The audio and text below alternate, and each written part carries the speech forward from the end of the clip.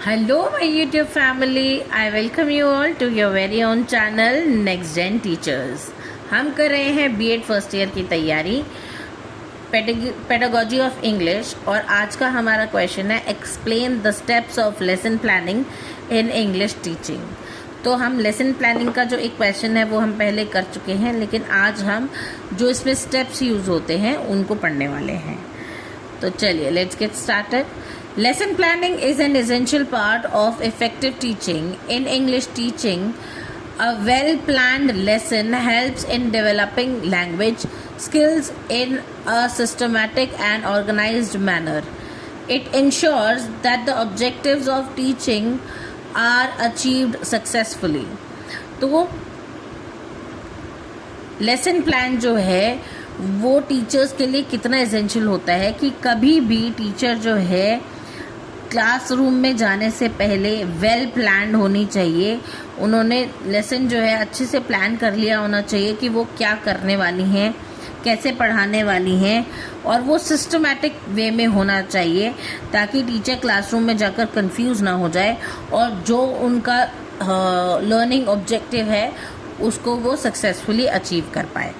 Right now, meaning of lesson planning. Lesson planning is the process of organizing content, teaching methods, activities and materials in advance to achieve specific learning objectives in a classroom. तो अभी जैसा मैंने आपको बताया कि lesson planning एक तरीके की प्रोसेस है जहाँ पर टीचर्स जो हैं पहले से ही कंटेंट को ऑर्गेनाइज करके रखती हैं कि क्या उनको पढ़ाना है, टीचिंग मेथड सोच के रखती हैं कि कैसे पढ़ाना है, एक्टिविटीज़ सोचती हैं कि कौन सी एक्टिविटीज़ रिलेट करेंगी इससे और कैसे, और मटेरियल जो यूज़ करती हैं टीचर्स, जो टीचिंग एड जो यूज़ करती हैं टीचर्स क्लासरूम में, वो कौन से यूज़ करने वाली हैं उस एक पर्टिकुलर लेसन के लिए। तो वो सारी चीज़ें जो है टीचर एडवांस में ही प्रिपेयर करके रखती है ताकि टीचर जो लर्निंग ऑब्जेक्टिव अचीव करना चाहती हैं वो उसे सक्सेसफुली अचीव कर पाएँ। Now steps of lesson planning in English teaching. सबसे पहले आता है सेटिंग ऑब्जेक्टिव्स। सबसे पहले तो टीचर ये डिसाइड करती है कि बच्चों को जो है लिसनिंग, स्पीकिंग, रीडिंग या फिर राइटिंग में से कौन से ऑब्जेक्टिव पर काम करवाना है, कौन से उनके स्किल को डेवलप करने की टीचर यहाँ कोशिश करेगी।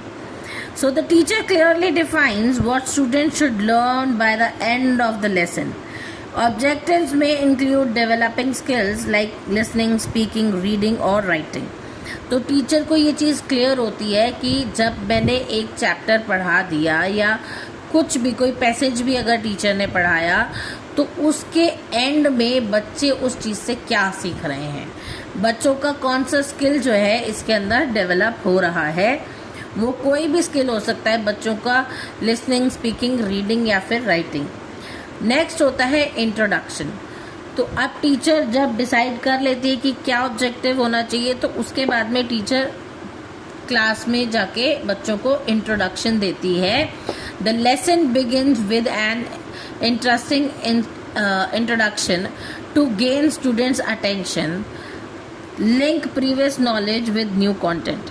तो टीचर क्या करती है, बच्चों को नया कुछ पढ़ाने से पहले बच्चों की प्रीवियस नॉलेज के साथ में उसको लिंकअप करने की कोशिश करती है ताकि बच्चे जो है अपनी प्रीवियस नॉलेज के साथ में जो है उस चीज़ को लिंक करके और ज़्यादा बेटर वे में समझ पाएँ। एक अच्छा इंट्रोडक्शन देती हैं किसी भी एक लेसन का या फिर पैसेज का ताकि बच्चे जो हैं अटेंशन दे पाएँ उस चीज़ पर। For example asking questions, showing pictures, telling a short story.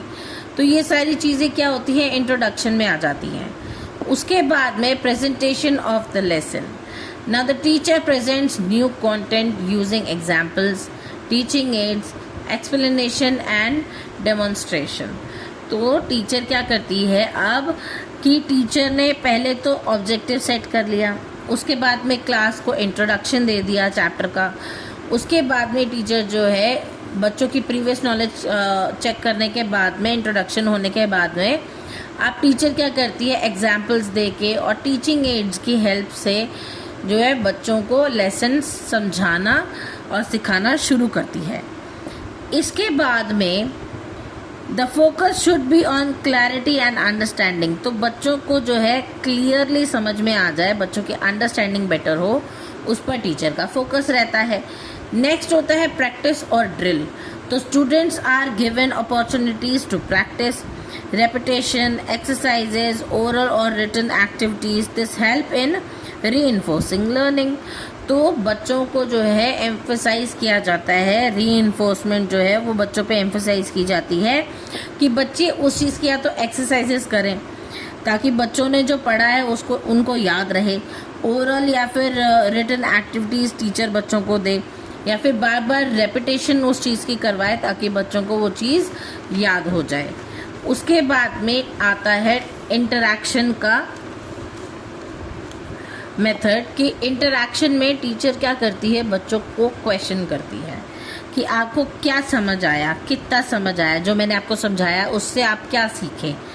तो teacher involve students through question answer session, group discussions, activities. This makes learning active and participatory. तो इस तरीके से टीचर जो है स्टूडेंट सेंटर्ड क्लासरूम बना के रखती है कि वो हमेशा बच्चों से पूछती हैं कि अब आपको इसमें क्या समझ में आया। नेक्स्ट स्टेप होता है रिकैप्चुलाइजेशन। रिकैप्चुलाइजेशन का मतलब होता है रिपीट करना। The teacher reviews the lesson by asking questions to check understanding, reinforce important points.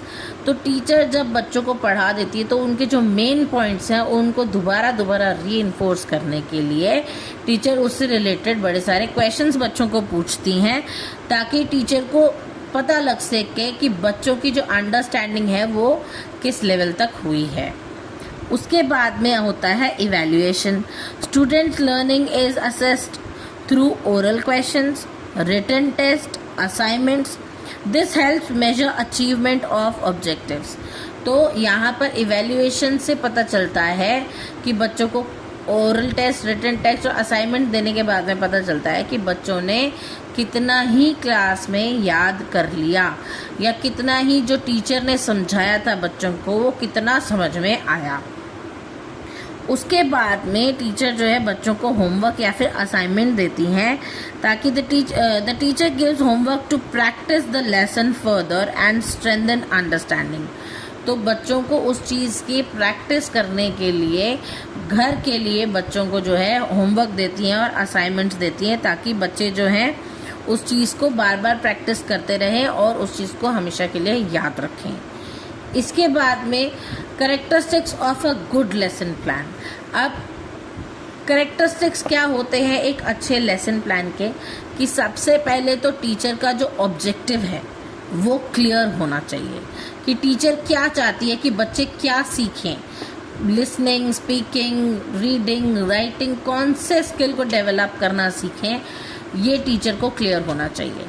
उसके बाद में फिर एक लॉजिकल सीक्वेंस बना हुआ होना चाहिए कि टीचर सबसे पहले इंट्रोडक्शन देगी, उसके बाद में बच्चों को जो है पूरा चैप्टर समझाएंगी, उसके बाद में बच्चों को क्वेश्चंस पूछेंगी। तो ये एक सीक्वेंस में होना चाहिए।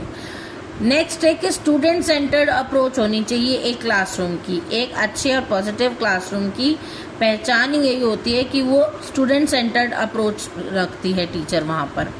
ठीक है जी। यूज़ ऑफ टीचिंग एड्स, और बहुत सारे टीचिंग एड्स होने चाहिए ताकि बच्चे जो चीज़ नहीं समझ पाते हैं उनको टीचिंग एड्स के थ्रू और ज़्यादा अच्छी अंडरस्टैंडिंग मिल सके। नेक्स्ट है फ्लेक्सिबिलिटी।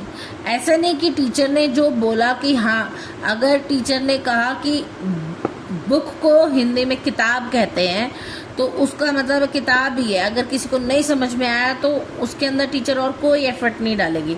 ऐसा नहीं होता, टीचर उसको पुस्तक कह के भी समझाएगी कि इसको पुस्तक भी कहा जाता है। कहने का मतलब और ज़्यादा एक्सप्लेनेशन टीचर देती है, बच्चों के साथ में फ्लेक्सिबल होके बच्चों को पढ़ाती है ताकि उनकी अंडरस्टैंडिंग जो है वो बेटर हो पाए। नाउ कंक्लूजन इसका है, in conclusion lesson planning is a vital part of English teaching. It provides direction, ensures effective learning and helps in developing language skills in an organized and meaningful way। तो lesson planning जो है वो बहुत important होती है English teaching में ताकि बच्चे जो है प्रीवियस डायरेक्शन जो है पहले जो सीखा है उससे कनेक्ट कर सकें और आगे वाली जो लर्निंग है वो इफ़ेक्टिव हो सके उनकी।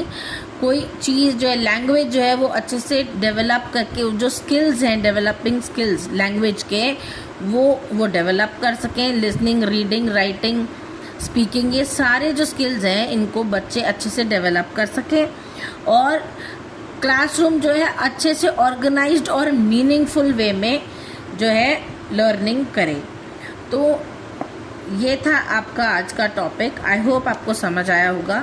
अगर आपको मेरी वीडियोस अच्छी लगती हैं तो please do like, share it with your friends. अच्छे कमेंट्स करके मुझे मोटिवेट करना ना भूलें। आने वाली और वीडियोस और इम्पॉर्टेंट क्वेश्चन की वीडियोस के लिए मेरा चैनल ज़रूर सब्सक्राइब कर लें। मिलते हैं अगली वीडियो में, तब तक के लिए थैंक यू।